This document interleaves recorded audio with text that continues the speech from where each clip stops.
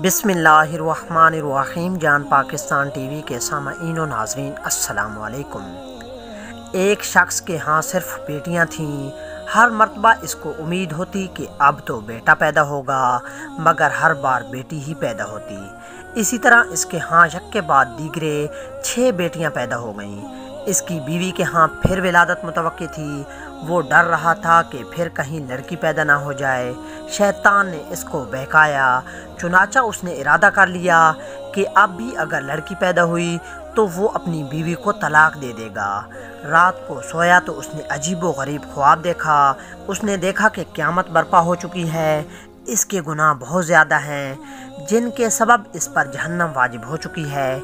लिहाजा फरिश्तों ने इसको पकड़ा और जहन्नम की तरफ ले गए। पहले दरवाज़े पर गए तो देखा कि इसकी एक बेटी वहाँ खड़ी थी, जिसने उसे जहन्नम में जाने से रोक दिया। फरिश्ते उसे लेकर दूसरे दरवाज़े पर चले गए। वहाँ इसकी दूसरी बेटी खड़ी थी, जो इसके लिए आड़ बन गई। अब वो तीसरे दरवाज़े पर इसे ले गए। वहाँ तीसरी लड़की खड़ी थी, जो रुकावट बन गई।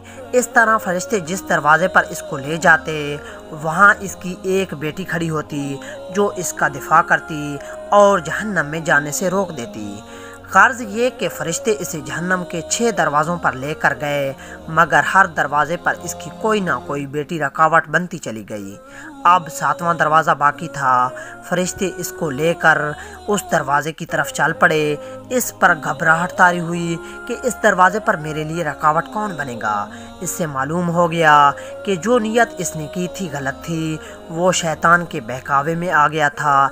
इंतहाई परेशानी और खौफ व दहशत के आलम में इसकी आँख खुल चुकी थी और उसने रब्बुल इज़्ज़त के हजूर अपने हाथों को बुलंद किया और दुआ की, ऐ अल्लाह मुझे 7वीं बेटी अता फरमा। इसलिए लड़कियों की पैदाइश पर रंजीदा खातिर होने की बजाय खुश होना चाहिए। ईमान की कमज़ोरी के सबब जिन बदअकीदा लोगों का ये तस्वर बन चुका है कि लड़कियों की पैदाइश का सबब उनकी बीवियां हैं, ये सरासर गलत है। इसमें बीवियों का या ख़ुद उनका कोई अमल दखल नहीं, बल्कि मियाँ बीवी तो सिर्फ़ एक ज़रिया है।